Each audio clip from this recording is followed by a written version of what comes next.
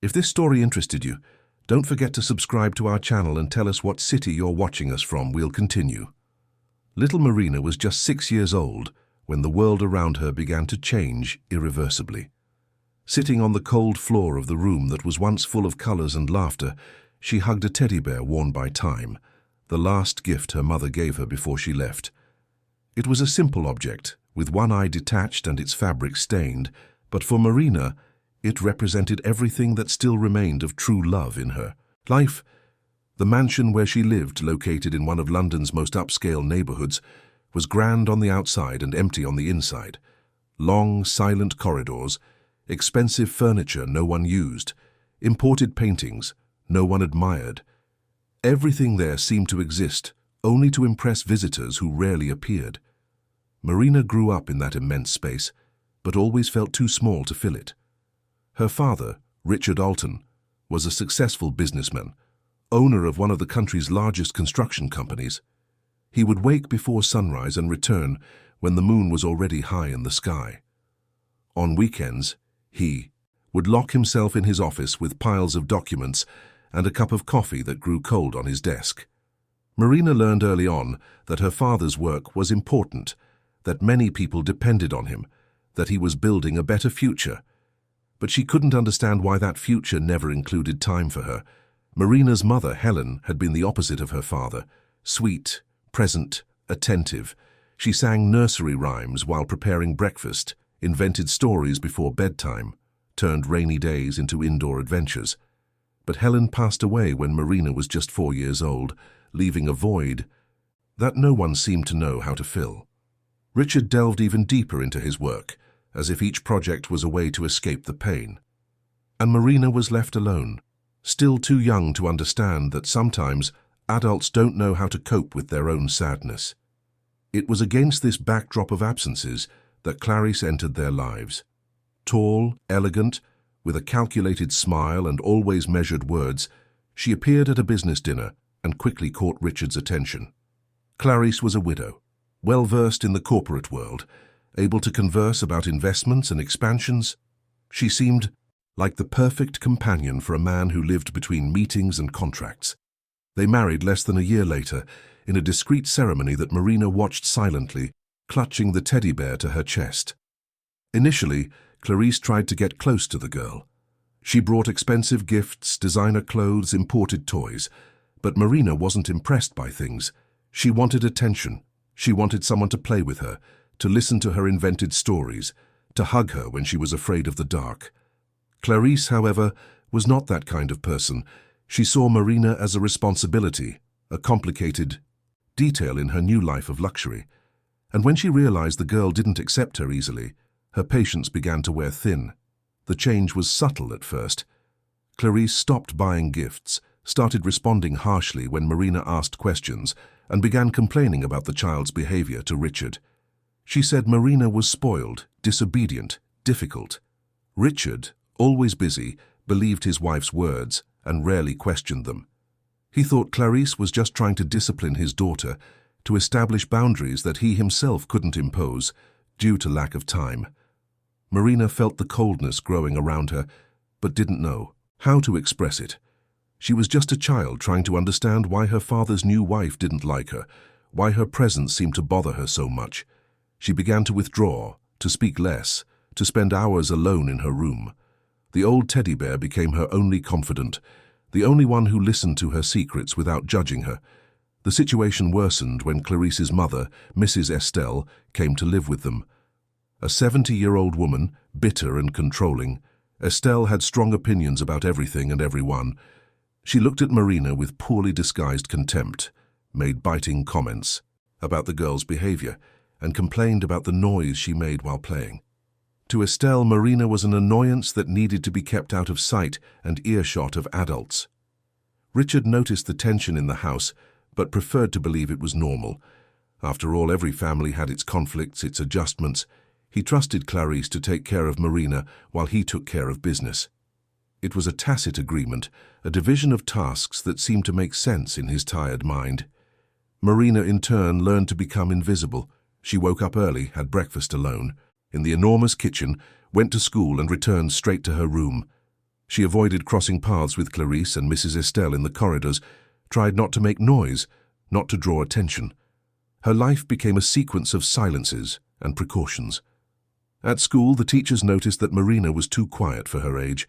She didn't participate in playground games, preferring to sit under a tree, drawing in an old notebook. Her drawings showed houses without doors, people without faces, gardens without flowers. When asked if everything was all right, Marina just shook her head and smiled shyly. One day, the art teacher called Marina for a private conversation. She asked if she was happy at home, if she had friends, if she played with her father. Marina didn't know what to answer. She wanted to say no, that she felt lonely, that no one seemed to care about her. But the words caught in her throat. Instead, she just shrugged and mumbled that everything was fine. The teacher didn't press, but mentally noted that she should keep an eye on that child. At home, things continued to deteriorate. Clarice began to impose increasingly rigid rules. Marina couldn't watch television in the living room, couldn't eat outside established hours, couldn't make noise after 8 in the evening. Any transgression was cause for long and humiliating lectures. Mrs. Estelle reinforced the punishments, always reminding Marina that she should be grateful to have a roof over her head and food on her plate. Richard rarely witnessed these scenes. When he was home, Clarice and Estelle completely changed their behavior. They smiled, asked gentle questions, praised Marina in front of him. The girl perceived the charade but didn't know how to expose it. Who would believe a 6-year-old child against 2 adult women? One night, Marina woke up thirsty and went down to the kitchen. The house was dark and silent. She slowly opened the refrigerator, trying not to make a sound, and took out a bottle of water. That's when she heard voices coming from the living room. She immediately recognized Clarice's and Mrs. Estelle's voices. Curious, she approached and hid behind the half-open door. They were talking about Richard. Mrs. Estelle said he was an easy man to manipulate, that he believed everything Clarice said. Clarice chuckled softly and commented that the secret was to keep Marina away from her father, to make him see her less and less. That way the bond between them would naturally weaken, and Clarice would have total control over the family's fortune. Mrs. Estelle applauded her daughter's strategy, saying that soon Marina would be just an insignificant detail in that house. Marina felt her heart race. She didn't fully understand what those words meant, but she knew something was very wrong. She returned to her room in silence, lay on the bed, and hugged the teddy bear tightly. Tears streamed down her face as she whispered to the toy that she was scared, that she didn't know what to do. The next morning, Marina tried to talk to her father. She waited for him to finish breakfast and, with a trembling voice, asked to speak with him. Richard looked at her distractedly, already standing with his phone ringing in his pocket. He said he was late for an important meeting, but that they would talk later. Marina insisted, saying it was urgent. Richard sighed impatiently and asked her to talk to Clarice, as he didn't have time at that moment. And he left through the door, leaving Marina alone in the dining room. Clarice appeared minutes later, with a cold smile on her lips. She asked what Marina wanted to talk about with her father. The girl swallowed hard and lied, saying it was about school. Clarice narrowed her eyes, suspicious, but didn't press. She just said that Marina should stop bothering her father with unimportant things, that he had serious responsibilities and couldn't waste time on childish whims. Months passed, and Marina became increasingly withdrawn. She stopped trying to communicate with her father, stopped hoping that someone would notice her sadness. She accepted that this was her reality and tried to survive as best she could. At school, her grades began to drop. She had difficulty concentrating, was constantly tired, and always seemed distant. The teachers commented among themselves that something was wrong, but they didn't know exactly what.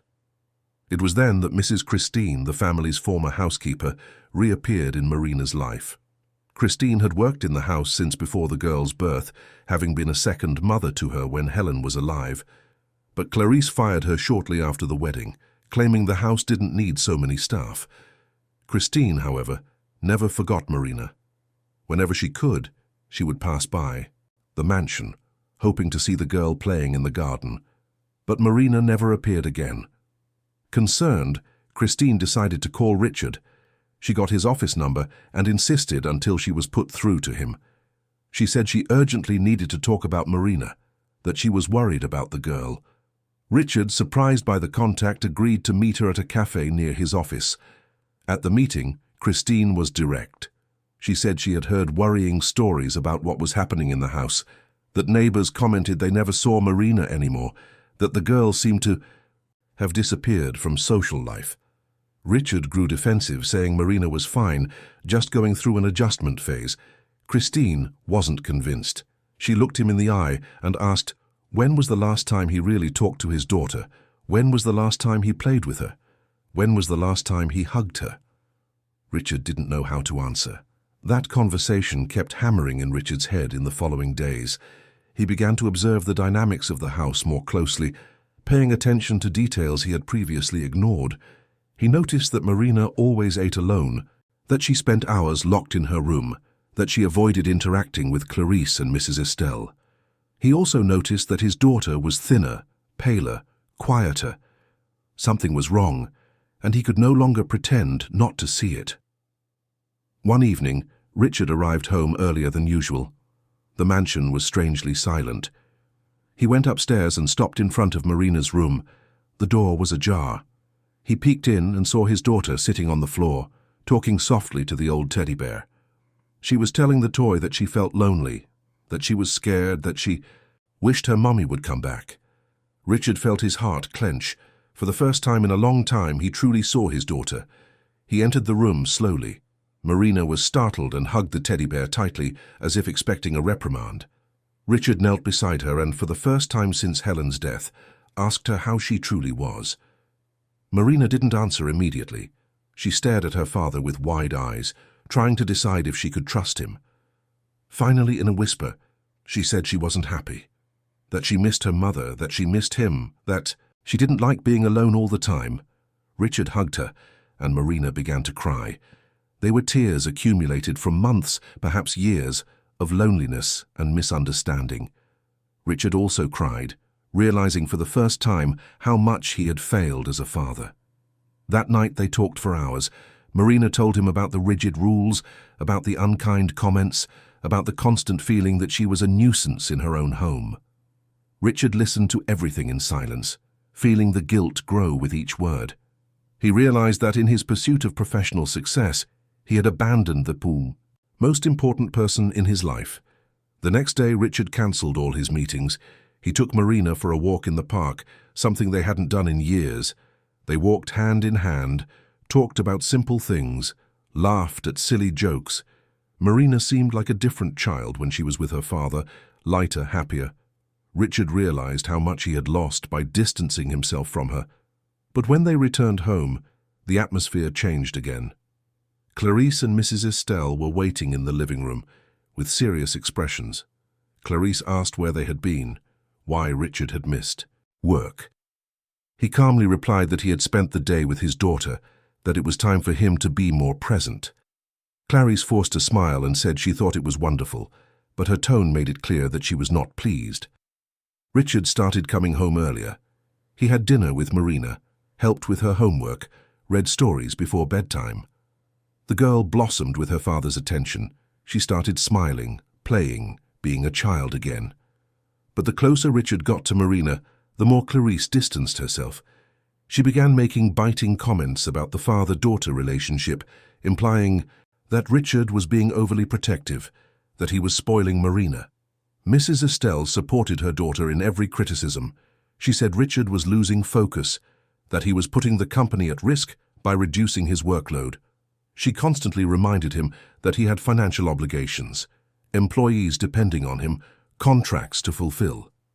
Richard felt the pressure, but for the first time in his life, he prioritized his daughter. The tension in the house grew day by day. Clarice began to change her strategy. If she couldn't keep Marina away from her father, she would try to convince him that the girl needed a special school, a place where she would receive more attention and structure. She suggested boarding schools, educational institutions far from London. Richard flatly refused. Marina would not leave his side. It was then that something unexpected happened. Marina fell ill. It started with a high fever that wouldn't subside, followed by extreme weakness. Richard took her to the hospital immediately. Doctors ran several tests and discovered that the girl had severe anemia and signs of chronic stress. They asked about her routine diet and family environment. Richard couldn't answer precisely. He realized, ashamed, that he didn't know the details of his own daughter's daily life. The doctor who attended Marina, Dr. Beatrice, was an experienced and attentive professional. She noticed something in the girl's eyes, a sadness that went beyond physical illness. She asked to speak with Marina alone and, in a delicate conversation, tried to understand what was happening. Marina, weak but brave, told a little about how she felt at home, about the loneliness, about the harsh words she heard. Dr. Beatrice took note of everything and then called Richard for a private conversation. She was clear and direct. She said that Marina was not only physically ill but emotionally shaken, that children don't get sick like that without reason, that the body reflects what the mind suffers. She suggested that Richard seek professional help for his daughter, perhaps a child psychologist, and more importantly, that he investigate what was truly happening at home. Richard left the hospital with Marina in his arms and a certainty growing in his chest. He had been negligent, had blindly trusted Clarice, had ignored the signs. But that was going to end. He wouldn't allow his daughter to suffer anymore. For the first time since Helen left, Richard felt he was truly waking up to life, to what truly mattered. That night he put Marina to sleep and sat beside her bed until he was sure she was sleeping. He looked at the old teddy bear she held against her chest and felt a mix of love and regret. He had failed, but he still had time to fix things. He still had time to be the father Marina deserved. Outside the room, Clarice watched the scene with cold eyes. She knew she was losing control, that Richard was slipping from her grasp. And people like Clarice didn't accept losing. She went downstairs to talk to her mother. Together they began to plot something new, something that would ensure nothing and no one would take away what they had gained. The battle was just beginning, and Marina, unknowingly, was at the center of a silent war that would define everyone's future. The following days brought subtle but significant changes to the mansion's routine. Richard kept his promise and began to dedicate more time to Marina. He cut his workload in half, delegated important projects to trusted partners, and set a fixed time to arrive home. Every evening, before 7. It was a revolution in the life of a man who used to work until the early hours of the morning. Marina blossomed with her father's renewed attention. Her cheeks regained their color. The sparkle returned to her brown eyes, and she began to smile more often. Together they created small rituals, breakfast always at the table, talking about dreams from the night before, walks in the garden after dinner, invented stories before bedtime. Richard discovered that his daughter had a fertile imagination and impressive sensitivity. She invented characters, created entire worlds, drew castles made of clouds. How had he missed all of that? Dr. Beatrice recommended a child psychologist named Laura Mitchell, a renowned professional who worked with children in delicate situations. Richard booked the first appointment without hesitation. Laura was a 40-year-old woman, with graying hair tied in a loose bun, colorful framed glasses, and a genuine smile that immediately put children at ease. In the first session, Marina was shy and clung to the old teddy bear. Laura didn't force the conversation. Instead, she offered colored pencils and paper, saying Marina could draw whatever she wanted while they stayed there together. Gradually, the girl began to open up. She drew a large house with many closed windows, a garden without flowers, and 2 female figures in black in the background. Laura didn't ask invasive questions. She just mentally noted the details and continued to build trust. While Marina went to therapy sessions, Richard began to investigate more deeply what was really happening at home when he wasn't there. He discreetly spoke with the staff who still worked at the mansion, the driver, the cook, the gardener. Everyone seemed afraid to speak openly, but between the lines of their vague answers, Richard realized that much more was going on than he had imagined. The cook, Mrs. Nancy, a 60-year-old woman who had worked for the family for decades, was the first to break the silence. One morning, when Clarice and Estelle had gone shopping, She pulled Richard into a corner of the kitchen and with tearful eyes told him that Marina frequently came to the kitchen asking for food because she hadn't eaten enough at dinner. That the girl was prevented from eating outside of meal times, that she was often sent to her room without finishing her meal for trivial reasons. Mrs. Nancy said she tried to hide snacks in Marina's room, but Clarice found out and threatened to fire her if she continued. Richard felt anger grow in his chest. How had he not noticed any of this? How had he been so blind? He thanked Mrs. Nancy for her courage and promised that things would change immediately. The cook sighed with relief but warned that Clarice and Mrs. Estelle would not easily accept losing the control they had gained. That same afternoon, Richard confronted Clarice. He waited for Marina to leave for her session with Laura and asked for a private conversation with his wife. Clarice entered the office with a confident smile, but that smile vanished when Richard began asking direct questions about Marina's routine, about the house rules, about the treatment his daughter received. Clarice maintained her composure and calmly replied that she was merely educating the girl, setting healthy boundaries. She said that children need discipline, routine, consequences for their actions. Richard retorted by asking why Marina was malnourished, why she showed signs of chronic stress, why she had stopped smiling. Clarice began to get defensive, claiming he was exaggerating, that he was being influenced by people who didn't understand child rearing. The discussion heated up. Richard, for the first time since their marriage, raised his voice. He said that from that moment on, the house rules would be different. Marina would have the freedom to eat when she wanted, play where she wanted, make noise like any healthy child does. Clarice tried to argue, but Richard was unyielding. He was the owner of the house, Marina's father, and his decisions would be respected. Clarice left the office with her face red from suppressed anger. She went upstairs and found her mother in her room. Mrs. Estelle was having tea and reading a gossip magazine. When Clarice recounted what had happened, Mrs. Estelle's expression changed completely. She put her cup aside and said in a cold voice that they couldn't allow Richard to push them away from the fortune they were so close to securing. They needed to act fast before he made more drastic decisions. Mrs. Estelle had a plan.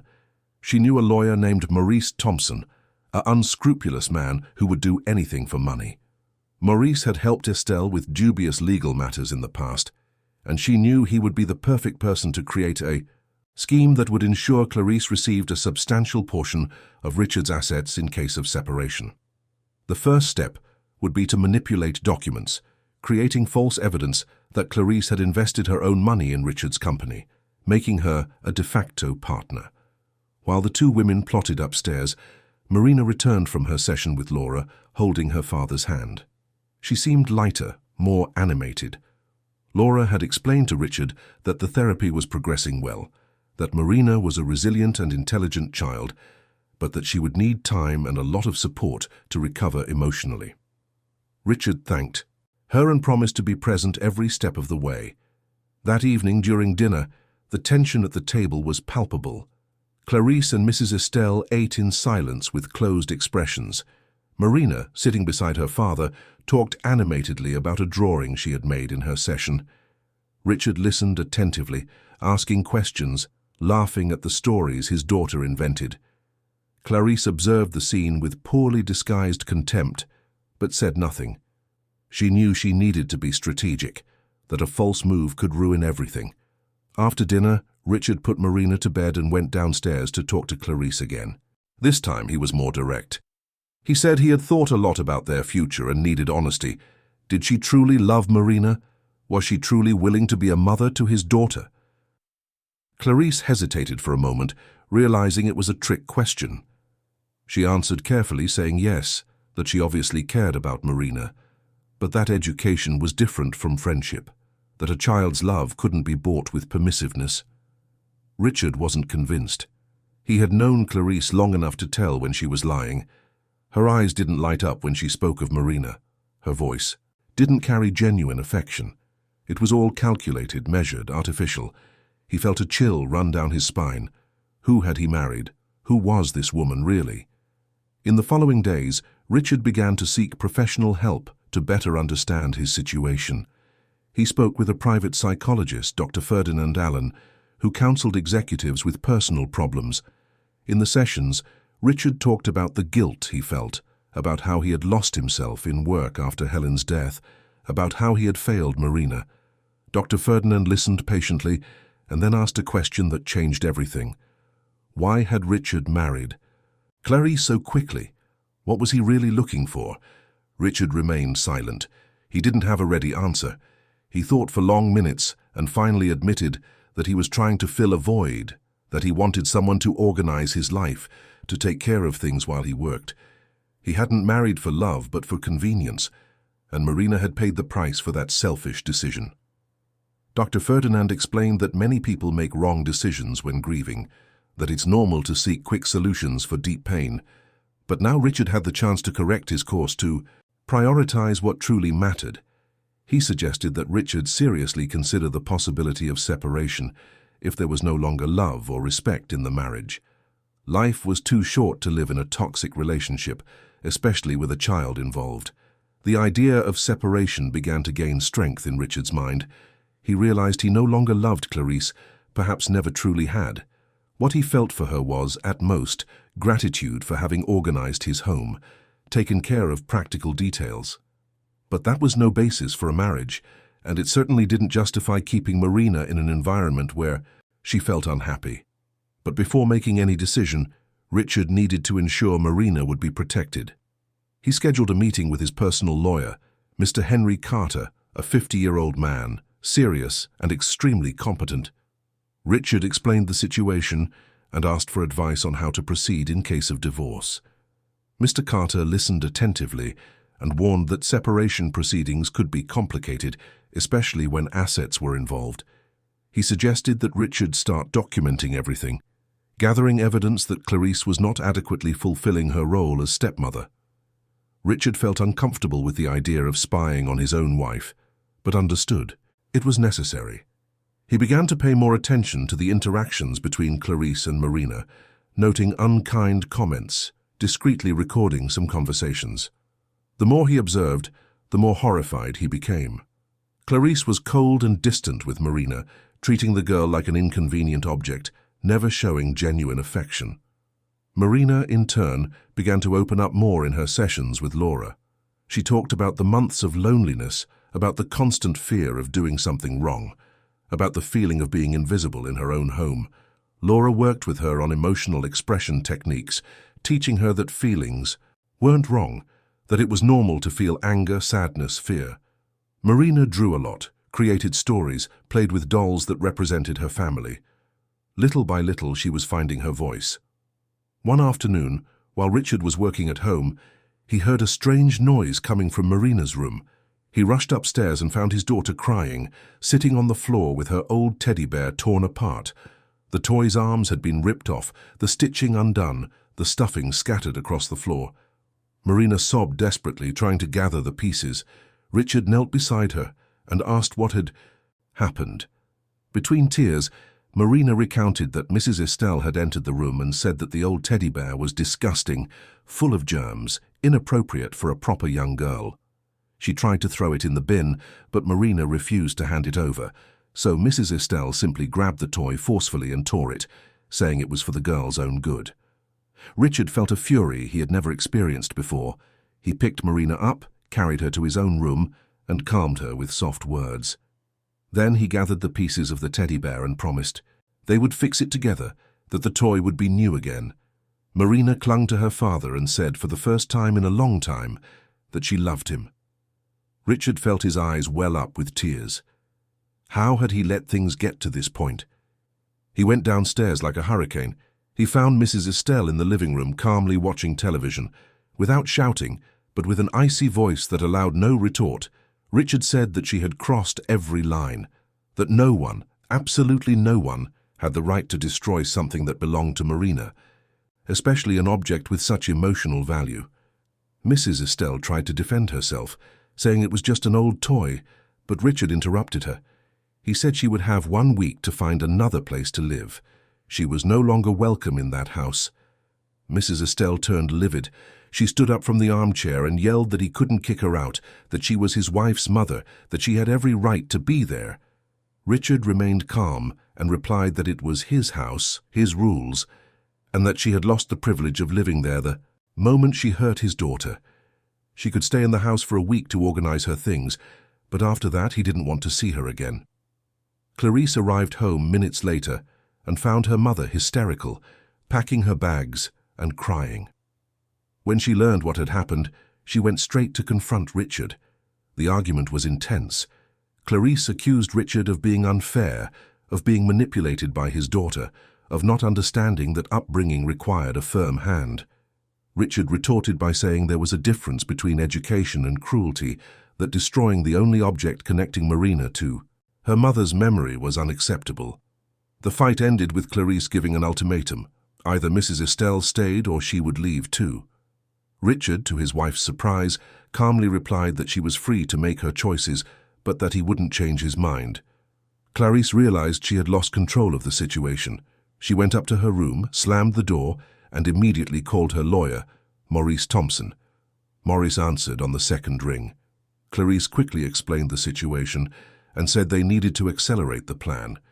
She couldn't risk being expelled from the house without financial guarantees. Maurice said he would need a few days to prepare the fake documents, but that he would do everything as quickly as possible. He suggested that Clarice try to buy time, that she feign regret, that she make Richard believe she would change. Clarice followed the advice. The next morning she sought out Richard and apologized. She said her mother had exaggerated, that she herself was under a lot of stress, that she wanted a new chance. She promised she would try to build a better relationship with Marina, that she would be more patient, more affectionate.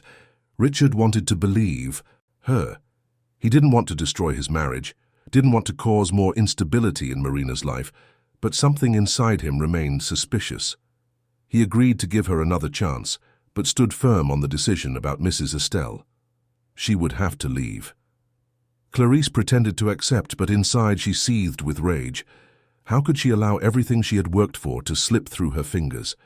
She and her mother began meeting secretly in cafes and restaurants, planning their next moves. Maurice Thompson, the lawyer, worked on the forged documents. He created retroactive contracts that suggested Clarice had invested a substantial amount of her own money in Richard's company. He forged signatures, created non-existent bank records, built a convincing narrative.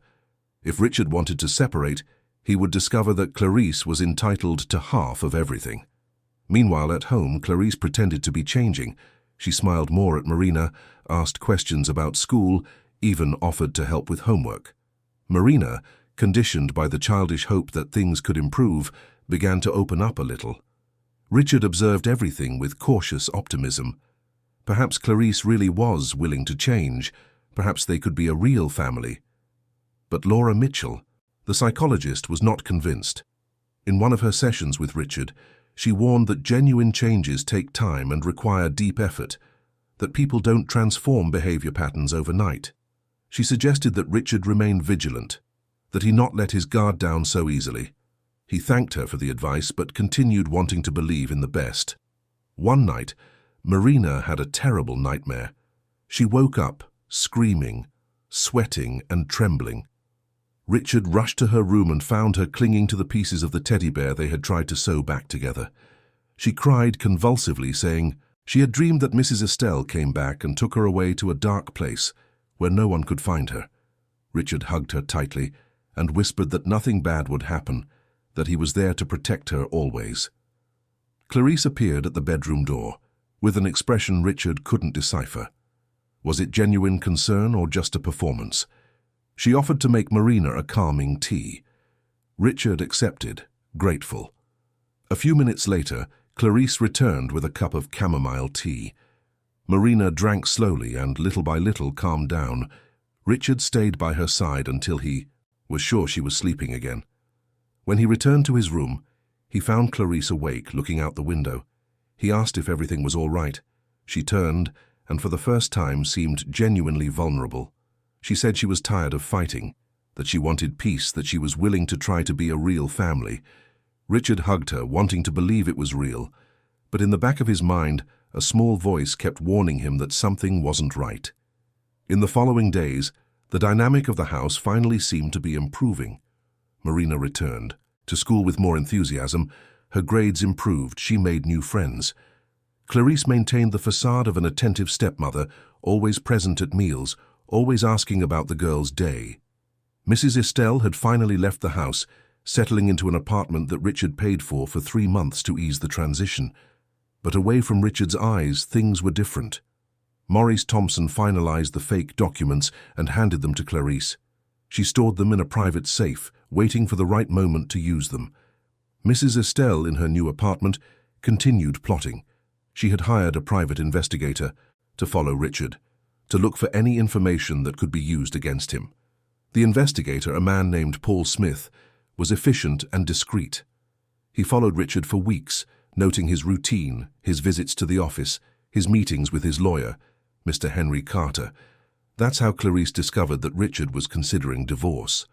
Paul managed to photograph Richard leaving Henry's office with a folder of documents, and through contacts discovered that those documents were related to separation proceedings.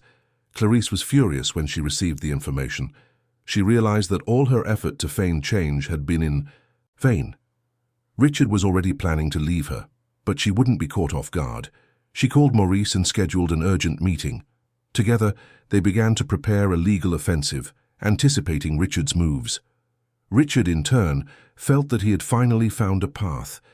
He had made the decision to divorce, but he would do so in the most civilized way possible. He would offer Clarice a generous sum so that she would leave their lives without arguments, without scandals. He thought that would be enough. How wrong he was. The war was just beginning and Marina, innocent, and in the process of healing, was about to be dragged into the center of a battle that would test all limits of love, loyalty, and justice. The morning was grey when Richard woke up with a bad feeling. He had dreamed of Helen, his late wife. In the dream, she was in the garden picking flowers and looked at him with an expression of concern, as if wanting to warn him about something. Richard tried to approach, but she disappeared among the trees. He woke up with a racing heart and the certainty that something important was about to happen. He went down to the kitchen and found Marina already awake, having breakfast with Mrs. Nancy. The girl smiled as she talked about a science project at school. Seeing his daughter happy brought some comfort to Richard's tight chest. He poured himself coffee and joined them at the table. Clarice hadn't come down yet, which was strange for someone who usually woke up early. It was then that the phone rang. It was Mr. Henry Carter, Richard's lawyer. His voice was tense, and he requested an urgent meeting that same morning. Richard agreed immediately and, after taking Marina to school, drove to Henry's office in central London. When he arrived, Henry was waiting for him with a grave expression. On the table, there was a pile of documents. The lawyer began by explaining that he had received a court notification that morning. Clarice had acted preemptively and filed for separation, alleging emotional abandonment and demanding half of all Richard's assets, including a share in the company. Richard was stunned. Half? How? They had married under a full separation of assets regime, specifically to avoid this kind of situation. Henry sighed and showed him the documents Clarice had presented to the court, contracts that supposedly proved she had invested her own money in Richard's company, making her a de facto partner. There were bank records, transfers, signatures. Richard examined the papers with growing disbelief. He didn't recognize any of those transactions. The signatures looked like his, but something was wrong.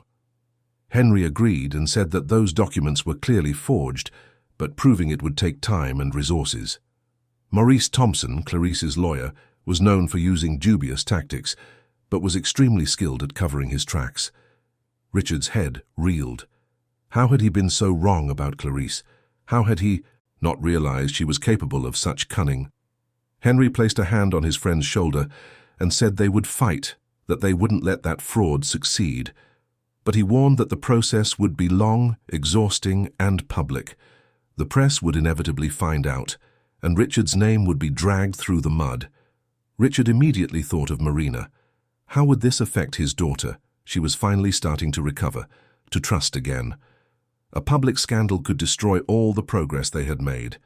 He asked Henry if there was any way to resolve it discreetly. The lawyer replied that they could try mediation, but Clarice was clearly not interested in amicable agreements. She wanted war. When Richard returned home, Clarice was in the living room, drinking tea and reading a magazine as if nothing had happened. He entered and closed the door behind him. The tension in the air was palpable. Clarice slowly raised her eyes and smiled coldly. Richard asked if she really believed she could deceive him with fake documents. Clarice calmly replied that they weren't fake, that she had indeed invested in the company, and that she had proof of it.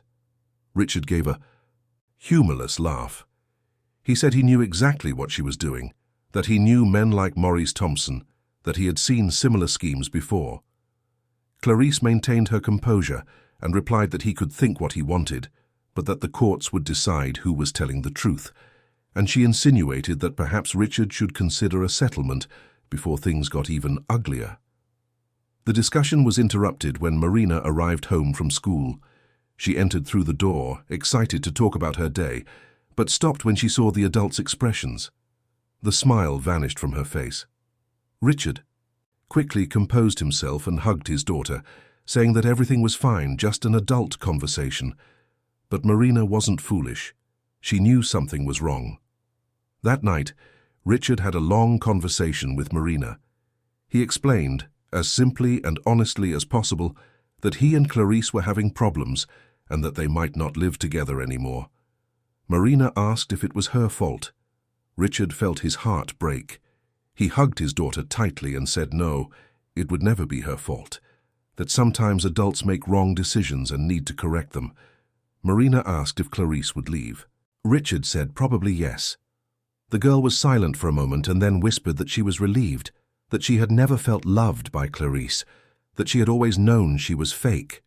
Richard was surprised by his daughter's perception. Children truly saw what adults chose to ignore. In the following days, the tension in the house became unbearable. Clarice moved to the guest room and barely spoke to Richard. She spent hours on the phone with Maurice planning strategies. Mrs. Estelle reappeared frequently, always with venomous comments about Richard, always trying to manipulate the situation in her daughter's favor. Mr. Henry Carter hired a forensic handwriting expert to analyze the documents presented by Clarice. The specialist, Professor Robert Davies, was a national authority in identifying document fraud.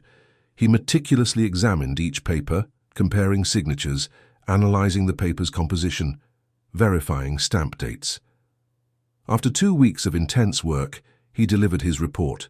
The documents were undoubtedly forged. Richard's signatures had been copied from other legitimate documents, but the pen pressure was different, indicating they were digitally reproduced and then printed. Some of the bank records were from institutions that weren't even operating on the dates indicated. It was a crude fraud for anyone who knew where to look. Henry immediately filed a criminal suit against Clarice and Maurice Thompson for document forgery. The police were called, and a formal investigation began. Maurice tried to distance himself from the case, claiming he had received the documents from Clarice and was unaware they were fake. But investigators found emails exchanged between him and a printing company specializing in reproducing old papers, which directly incriminated him. When the court officers arrived to notify Clarice about the criminal proceedings, she was in the living room with Mrs. Estelle. Both turned livid. Clarice tried to maintain her composure, but her hands trembled as she signed the acknowledgement of receipt. She realized she had underestimated Richard, that she had played too high a stake and was now about to lose everything. Mrs. Estelle panicked. She began to scream that it was persecution, that Richard was using his power and money to destroy them.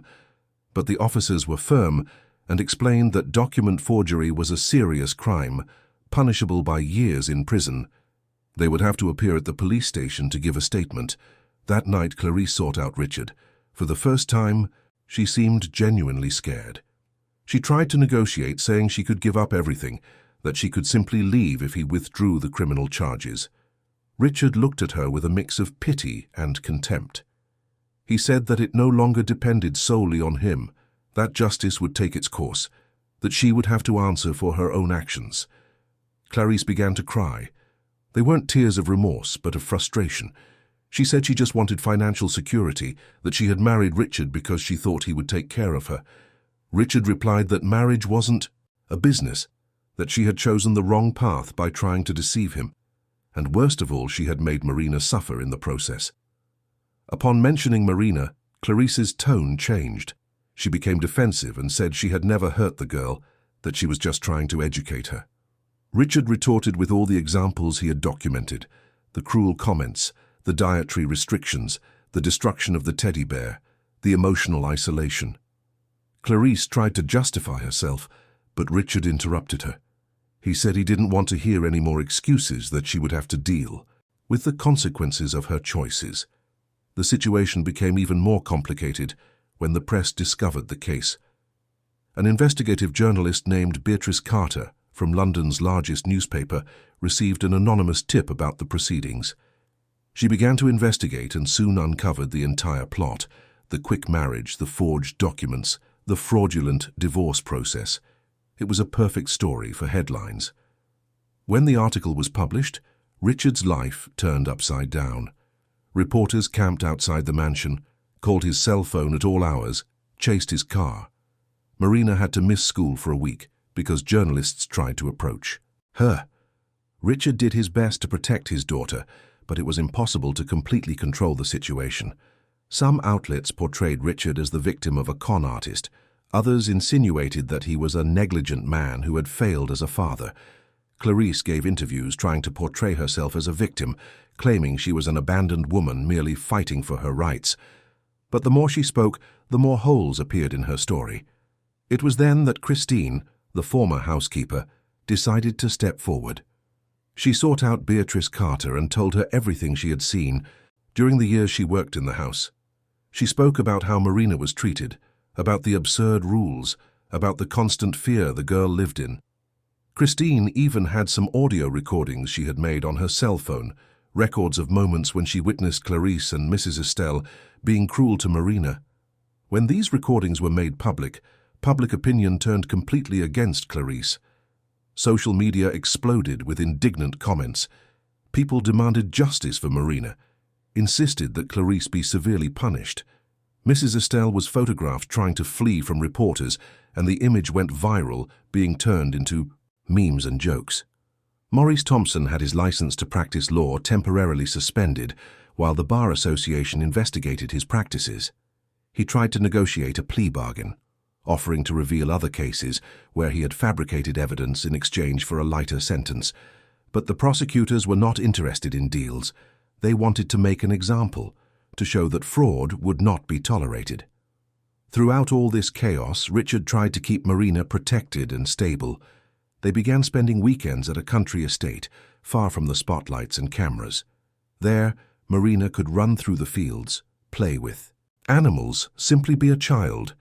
Richard noticed how she blossomed when she was away from all that madness. Laura Mitchell, the psychologist, continued working with Marina.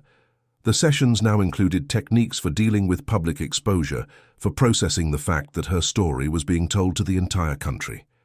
Marina showed impressive resilience. She told Laura that she wasn't ashamed of what had happened, that it wasn't her fault, that she was just happy to finally have her father back. The trial was set for 3 months later. Henry prepared a solid case with the expert's report, Christine's recordings, testimonies from other employees, and Marina's medical records showing the effects of chronic stress. It was impossible for Clarice and Maurice to escape conviction. But before the trial, something unexpected happened. Mrs. Estelle suffered a nervous breakdown. The pressure of public exposure, the fear of prison, the shame of seeing her charade exposed were too much for her. She was admitted to a psychiatric clinic in a delicate condition. Clarice, for the first time, seemed genuinely shaken to see her mother in that state. Richard, despite everything, felt a pang of compassion. He didn't wish to see anyone suffer, not even those who had caused so much harm. But he also knew that compassion didn't mean absolution. They would have to answer for their actions, but he hoped that somehow they would find peace and redemption in the future. Marina asked her father if Mrs. Estelle would be okay. Richard explained that she was ill, that sometimes people do bad things because they are suffering inside. Marina reflected on this and said she felt sorry for Clarice and Mrs. Estelle, that it must be sad to live being wicked without knowing how to truly love. Richard was impressed by his daughter's wisdom. At 7 years old, she already understood things that many adults take a lifetime to learn. As the trial approached, Richard made an important decision. He realized he had spent years chasing professional success, accumulating wealth, expanding businesses. But none of that truly mattered. What mattered was being present in Marina's life, building memories, teaching values, giving love. He decided to sell part of his company, drastically reduce his workload, and dedicate himself entirely to fatherhood. His partners were surprised but respected his decision. Richard explained that he had learned the hard way that time doesn't come back. That childhood passes quickly, that relationships cannot be outsourced. He wanted to be at every school presentation, every birthday, every important moment in Marina's life. News of the partial sale of the company caused a stir in the financial market. Some analysts criticized the decision, saying Richard was being emotional. Others applauded, seeing in him an example of someone who had the courage to prioritize family over fortune. Richard didn't care about others' opinions. He knew what was right for him and his daughter. Clarice, upon learning of the sale, contacted him through Maurice. She tried to renegotiate, claiming she was entitled to a portion of the sale value. Henry promptly replied that she was entitled to nothing, that all the documents she presented were false, and that she should focus on preparing her criminal defense. Clarice's last attempt was to write a letter to Marina. A long letter full of apologies and justifications. She said she never meant to cause harm, that she was confused, that she hoped one day Marina could forgive her. Richard received the letter and decided not to deliver it immediately. He first spoke with Laura about the best way to handle it. Laura suggested they wait until Marina was a little older and more emotionally stable. That reading that letter now could reopen wounds that were just beginning to heal. Richard agreed. He kept the letter in a sealed envelope, deciding that when Marina was mature enough, she herself would decide whether or not she wanted to read Clarice's words. A week before the trial, Richard and Marina went to visit Helen's grave. They hadn't been there in years. Richard had avoided the cemetery because the pain was too great. But now he felt he needed to make that visit to introduce Helen to the strong and courageous girl his daughter had become. They cleaned the grave, placed fresh flowers, and stood there in silence for a while. Then Marina spoke, saying she missed her mother, but knew she would be proud of her, that she had survived difficult things and was now learning to be happy again. Richard hugged his daughter, tears streaming down his face, and whispered that he was proud too, that she was the strongest person he knew. When they returned home, they found Henry waiting at the door. He had news. Maurice Thompson had struck a plea bargain. He confessed everything, handed over documents proving the scheme, and directly implicated Clarice. With that new testimony, the case was practically closed. Conviction was certain. Richard should have felt relieved, but all he felt was weariness. Weariness from fights, lawsuits, drama. He just wanted it to end so he and Marina could finally move on. Henry assured him that everything would soon be over, that after the trial, they would have the peace they deserved. That night, Richard put Marina to sleep and looked out the bedroom window. The city of London shimmered in the distance, full of life and movement. But there in that quiet room, there was only the sound of his daughter's soft breathing as she slept, and Richard realized that was everything. That simple, perfect moment was all he had ever needed. The trial would take place the following week, and with it, the chance for a true new beginning. A new beginning built on truth, love, and the promise of never again letting anything or anyone harm his little girl. Richard slept that night with a lighter heart than he had in years, ready for the final battle that would ensure his family's freedom and happiness. The morning of the trial dawned clear and sunny, contrasting with the tension that hung over everyone involved. Richard woke up early, prepared a special breakfast for Marina, and talked to her about the day ahead. He explained that it wouldn't be easy, that there would be many people, many questions, but that soon everything would end and they could live in peace. Marina, now 8 years old and far more mature than any child should be, held her father's hand and said she was ready, that she wanted the truth to be known, not for revenge, but so that no one else would go through what she had. Richard felt pride flood his chest. His daughter was not only courageous, she was wise and compassionate in a rare way. They arrived at the Central Criminal Court of London, surrounded by security. The press was there in full force, cameras and microphones pointed at them from all sides. Richard shielded Marina with his body, guiding her quickly into the building. Mr. Henry Carter awaited them at the entrance with his leather briefcase full of documents and a confident expression. The courtroom was packed. In addition to the parties involved and their lawyers, there were journalists, curious onlookers, and even some children's rights activists who had mobilized in support of Marina. Clarice and Maurice Thompson entered separately, both with serious and defeated expressions. Mrs. Estelle was not present, still admitted to the psychiatric clinic. The judge, Judge Arthur Fisher, was a 60-year-old man with grey hair and a reputation for being fair but rigorous. He opened the session and read the charges: document forgery, attempted procedural fraud, and additionally evidence of psychological abuse of a minor. The room fell into absolute silence as the words echoed through the walls. Henry was the first to speak.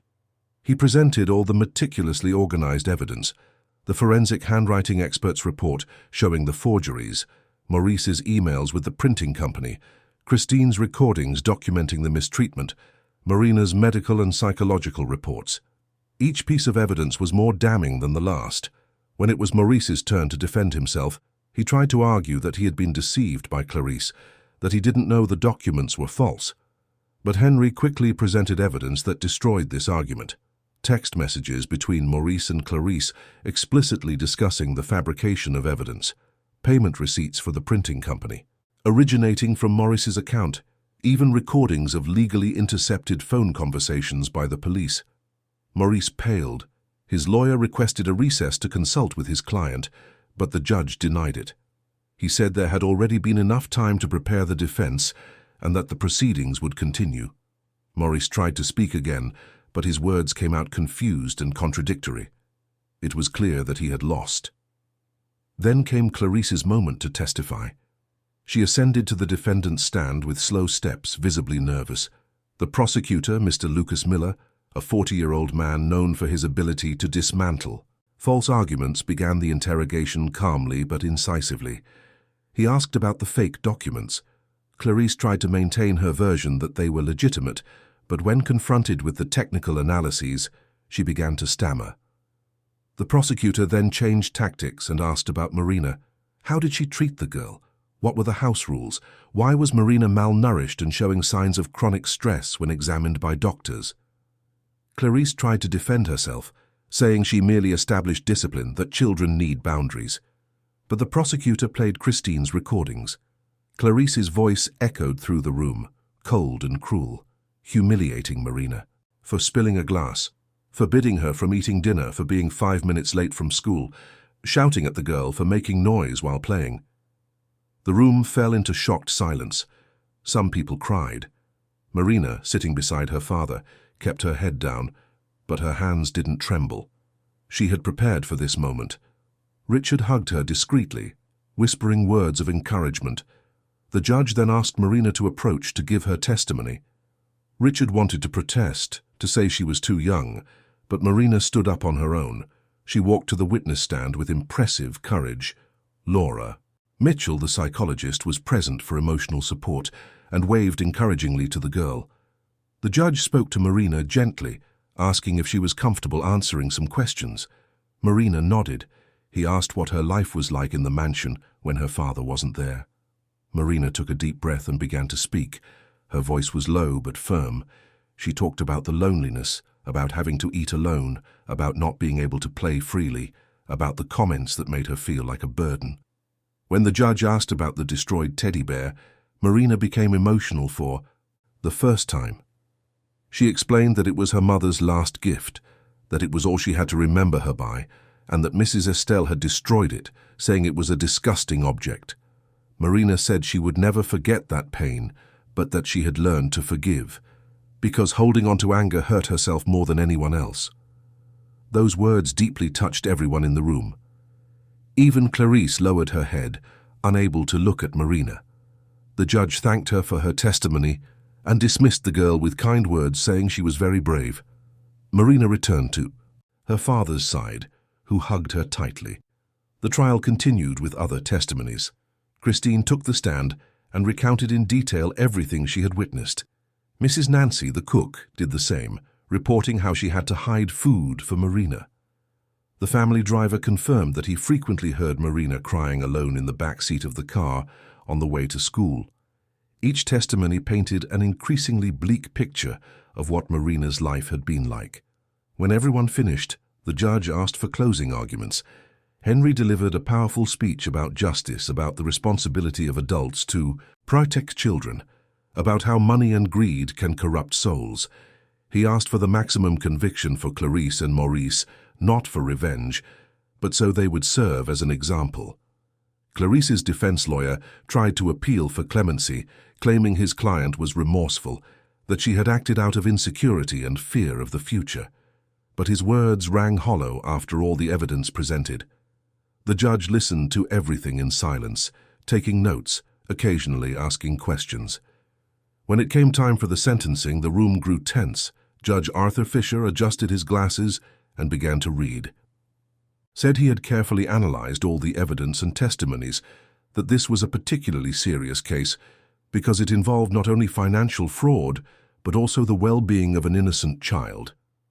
He sentenced Maurice Thompson to 4 years of imprisonment for document forgery and attempted procedural fraud. Additionally, Maurice had his license to practice law permanently revoked.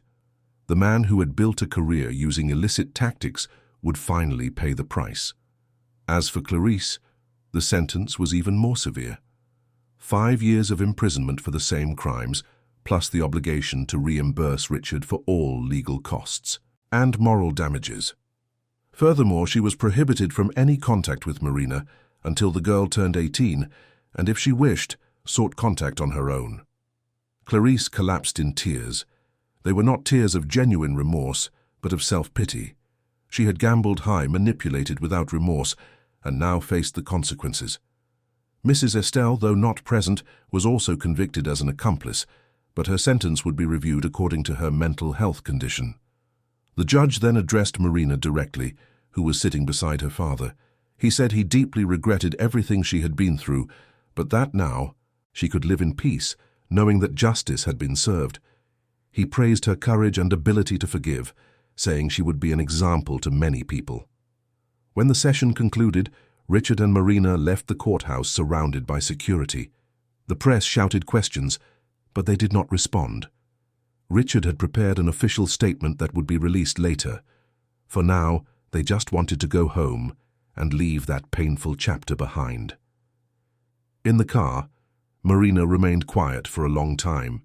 Then she looked at her father and said she was happy that everything was over, but that she also felt sorry for Clarice. Richard asked why. Marina explained that Clarice probably never learned to truly love, that it must be very sad to live that way, always trying to take what wasn't hers, always afraid of losing. Richard was impressed by his daughter's emotional depth. He explained that having compassion for those who hurt us was a sign of great maturity, but that it was also important to set boundaries and protect oneself. Marina agreed and said she didn't want to see Clarice again, but that she forgave her so she could move forward without a heavy heart. In the following months, life finally began to normalize. The press eventually lost interest in the case, moving on to the next scandal. Richard sold the mansion in London, with all the bad memories it carried, and bought a smaller but more welcoming house in a quiet neighborhood. It was a place full of light with a huge garden where Marina could play freely. Richard also kept his promise to drastically reduce his work. He retained only a minority stake in his former company and began working as a consultant from home and with flexible hours.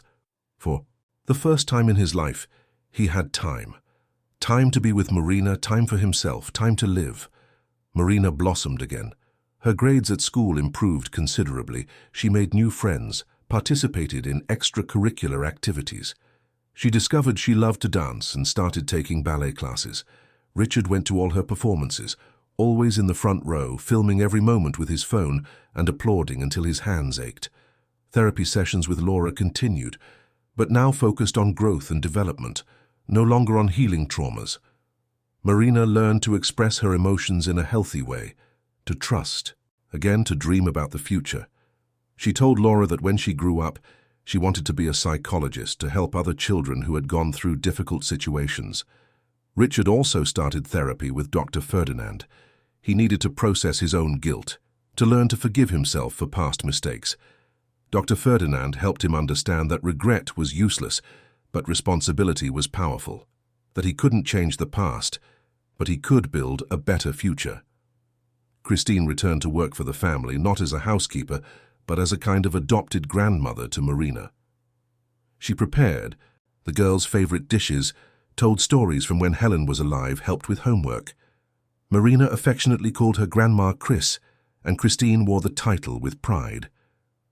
1 year after the trial, Richard took Marina to visit Helen's grave again. They brought fresh flowers and spent some time there in silence. Then Marina spoke, saying that she was well now, that Daddy was taking very good care of her, that they were happy. She said that Helen could rest easy, that she was growing up strong and brave. Richard added that he had learned the most important lesson of his life, that nothing, absolutely nothing, was more important than family and love, that he had been a fool chasing success and money while his daughter needed him, but that now he was present, and would be present forever. When they left the cemetery, Marina asked if one day she could read the letter Clarice had written. Richard was surprised she knew about the letter. Marina explained that she had overheard him talking to Laura about it. Richard thought for a moment, and then agreed, saying that when she felt ready, when she was emotionally strong enough, she could read it. But there was no rush. The decision would be hers. Years passed. Marina grew up and became a brilliant and compassionate teenager. She maintained her interest in psychology, volunteering at shelters for vulnerable children. Her own experience made her especially sensitive to others' pain, but also capable of offering genuine hope. When Marina turned 15, she decided she was ready to read Clarice's letter. Richard handed it to her without comment. Marina went to her room, closed the door and read it. The letter was long and full of justifications, but it also contained a genuine apology. Clarice admitted she had been cruel, that she had put money above humanity, that she deeply regretted it. Marina read everything and then put the letter in a drawer. She went downstairs and told her father that she didn't feel anger, only sadness for Clarice. She said that perhaps one day, when she was an adult and Clarice had served her sentence, she would consider a meeting, but not to re-establish a relationship, just to offer forgiveness personally. Richard hugged his daughter and said he would support any decision she made. At school, Marina was known as the girl who always defended the weakest. She didn't tolerate bullying, intervened when she saw injustice, offered friendship to those who were alone. Her teachers adored her and frequently cited her as an example of resilience and character. When it was time to choose a university, Marina decided to study psychology at the University of London. Richard cried with pride when she received the news of her acceptance. His daughter had not only survived the traumas of childhood, she had transformed that pain into a life purpose. On the night before Marina started university, father and daughter sat in the garden of the house, watching the stars. Marina, now an 18-year-old young woman, looked at Richard and said she wanted to thank him for waking up in time, for choosing her, for showing that true love is presence, not presence. Richard, with tearful eyes, said that it was he who should be grateful, that Marina had taught him what truly mattered in life, that she had saved him as much as he had saved her, that it was a privilege to be her father, to see the incredible woman she was becoming. They stayed there for hours, talking about dreams, about the future, about how life had a strange way of transforming tragedies into purpose. Marina said that when she had her own children one day, she would be the kind of mother who would always be present, who would listen, who would love unconditionally, and that she would teach her children that to forgive doesn't mean to forget, but that it means to free oneself. Richard smiled and said she would be a wonderful mother because she had learned firsthand what a child truly needs. Not luxury, not expensive gifts, but time, attention, genuine love. Marina agreed and added that she would also teach that it's possible to be reborn after any storm, that scars can become marks of strength, not weakness. When they finally went in to sleep, Richard stopped in front of Marina's room. He looked inside and saw the old teddy bear, now carefully sewn and restored, sitting on the shelf. Beside it was a photo of Helen holding baby Marina. It was a constant reminder of where they came from and how much they had overcome. Richard went to his own room and, before going to sleep, offered a silent prayer. He gave thanks for receiving a second chance, for learning his lesson before it was too late, for having such an extraordinary daughter. He even gave thanks for the difficult moments, because they were what shaped who they were now. Richard and Marina's story became an inspiration to many. Books were written about the case, documentaries were produced, but they avoided exposure. They lived their lives simply and meaningfully, focused on what truly mattered. Years later, when Marina had graduated and was working as a child psychologist, she received a letter from prison. It was from Clarice, who had served her sentence and would soon be released. Clarice humbly requested the chance for a meeting, not to ask for forgiveness, for she knew she didn't deserve it, but just to personally see the remarkable woman Marina had become. Marina thought long about the request. She spoke with her father, with Grandma Chris, with her own therapist.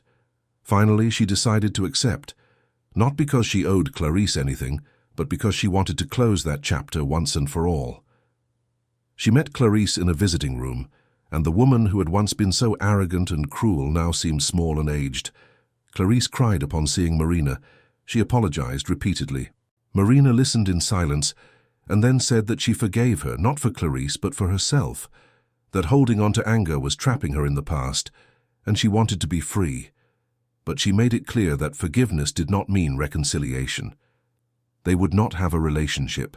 That meeting was a closure, nothing more. Clarice accepted with humility. She said she understood, that she deserved no more than that. Before leaving, she thanked Marina for becoming a better person than she had ever been. Marina left prison feeling light, truly free for the first time. The ghost of the past had finally been laid to rest. Richard cried when Marina told him about the meeting. He hugged her and said that she had a heart bigger than the whole world, that Helen would be infinitely proud of the daughter they had raised together, each in their own way. Marina replied that everything she was a result of her father's love, that he had been her hero, her savior, her best friend. At Marina's graduation, Richard was in the front row, as always. When her name was called and she walked onto the stage to receive a diploma, he applauded, standing, crying with joy. After the ceremony, they went to dinner, just the two of them, at a simple restaurant that had become a tradition. During dinner, Marina presented her father with a photo album she had put together. It began with old photos of her as a baby with Helen, moved through the difficult moments represented only by blank pages symbolizing the lost years, and then exploded in color with photos from recent years, birthdays, trips, simple but precious everyday moments. On the last page, there was a recent photo of the two of them embracing, smiling genuinely. Below the photo, Marina had written, "To the best father in the world, you saved me when I was lost, taught me to love when I was scared, showed me that family isn't who gives you life, but who lives life with you. Thank you for choosing to see me. Thank you for choosing to stay. I love you infinitely." Richard couldn't hold back his tears. He looked at his daughter and said that she was his greatest pride, his greatest achievement, his greatest treasure. That everything he had built financially was worth nothing compared to the privilege of being her father. That she had transformed his life, given purpose to his existence, taught him the real meaning of love.